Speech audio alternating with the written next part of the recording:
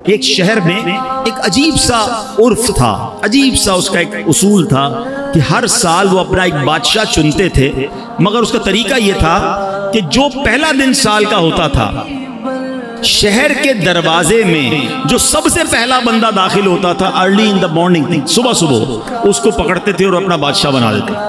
تو ایک اجنبی سا شخص تھا، وہ اس کو پتہ بھی نہیں تھا، وہ شہر میں صبح صبح داخل ہوا، شہر والوں نے پکڑ لیا، مبارک ہو مبارک ہو، اس کو ہار وغیرہ پہنایا، کہ خیریت تو ہے، کہ آپ کو مبارک ہو، آپ ہمارے بادشاہ بن گئے۔ کیوں بادشاہ بن گیا؟ کہ ہمارا اصول ہے جو سال کے پہلے دن سب سے پہلے شہر میں داخل ہوتا ہے وہ بادشاہ۔ کہ اچھا تو کتنے ٹائم کے لیے بادشاہ؟ کا 1 سال کے لیے۔ وہ تھا بڑا عقل مند آدمی، کہتا ہے 1 سال کے لیے؟ کہاں؟ کہ پہلے جو مجھ سے پہلے بادشاہ تھے وہ سارے کہاں گئے؟ کہ وہ 1 سال حکومت کرتے ہیں، پھر ہم ان کو ایک جنگل میں جا کے پھینک کے آ جاتے ہیں، اور اس جنگل کے اندر وہ بھوکا پیاسا مر جاتا ہے، اگر بھوکا پیاسا نہیں مرتا تو سانپ بچھو کھا جاتے ہیں۔ اس نے کہا اچھا۔ اب اس نے بڑی عقل بندی کی، اس نے پہلے تو پورے شہر والوں کے کام بڑے اچھے کیے، ان کے مسائل حل کیے، اور پھر غیر محسوس انداز میں اس نے اس شہر سے اس جنگل تک کا روڈ بنوایا۔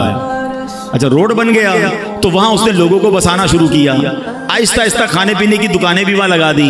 اب جب سال پورا ہوا تو لوگوں کو کہا ٹھیک ہے بھائی میرا ٹائم پورا ہو گیا، مجھے بھی اسی جنگل میں چھوڑ کے آ جاؤ۔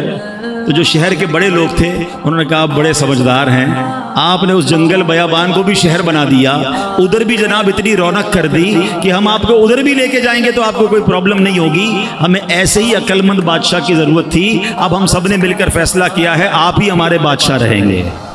اب بظاہر تو یہ واقعہ ہے، مگر کیا مجھے اور آپ کو ایک شہر میں نہیں جانا ہے؟